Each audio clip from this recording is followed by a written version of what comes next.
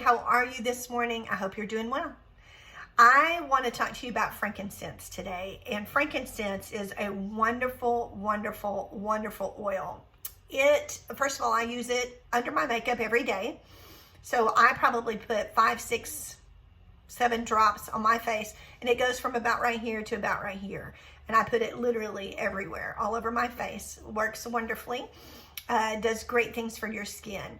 Another thing I may use frankincense for is for my prayer time. So if you're putting frankincense on and you're using it aromatically, you're going to go like this and you're going to take your deep breath and do box breathing. It's a wonderful thing to be able to set your mind. It actually stimulates the pineal gland, and that is what science has dubbed as your intuition gland. And because of that, it is able to kind of set your focus. So you can use it for that.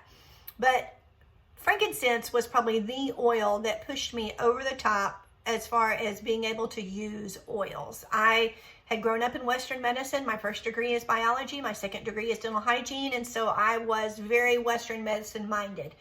And so I started learning about frankincense. And I'm going to talk to you today a little sciencey about 3 different compounds. But I want to tell you what it's going to do for you. The first compound is phenylpropanoids, okay? So phenylpropanoids, what they do is, here's your cell. Let's pretend like this is your cell. And we have little receptor sites. So a little receptor that comes off the end of your cell like this.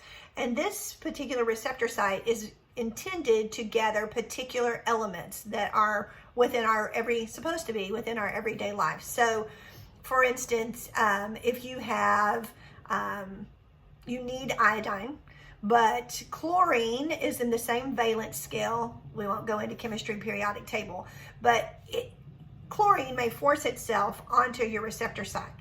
What the phenylpropanoid does within the frankincense is it goes and it cleans that off so that the iodine can be there and it can use that, because the cell won't function properly unless the proper elements are attached to it within that receptor site. That's a very simplistic explanation, but you get the gist of it. Okay.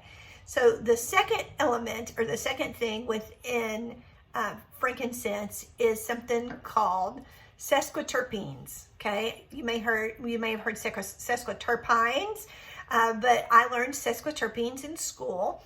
Sesquiterpenes are a particular type of organic compound that what it has the ability to do is it can go within the DNA of a cell. So the phenylpropanoids scrub the cell receptor sites clean, but this goes not just through your cell membrane, but through your nuclear membrane straight to the DNA, and it marks misinformation. This misinformation may be something that's like really heavy, like let's talk about generational curses.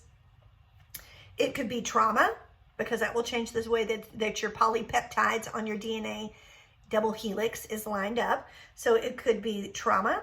It could be any number of things that have caused misinformation to be encoded in that DNA. Okay. So it will mark all of those things. And then the cousin, which is monoterpenes, will come in and it will look at those areas that have been marked for misinformation, and it will change it to what it's supposed to be. Okay. So when I was talking to the Lord about this, I was like, you're here to tell me that this bottle has compounds in it that knows exactly what my cells need. How does it do that? And the Lord was very clear. And he said, it's because it's my DNA. Are we or are we not created in their image? So we should have their DNA. And the fall is what has created all of this misinformation within our cells. And that's what's created disease, hasn't it? It's created curse. It's created all sorts of things. So frankincense, made from God's very own DNA, has the ability to go in there and change that genetic information to what you are supposed to be, to what you're designed to be from the very beginning of time, which is perfection like him. So I hope that wasn't too boring of a chemistry lesson. Use frankincense on a very regular basis as your cells begin to duplicate, because when they do, that misinformation will be gone and that new perfect information will be passed on to the next cell to be able to be duplicated that way. Blessings.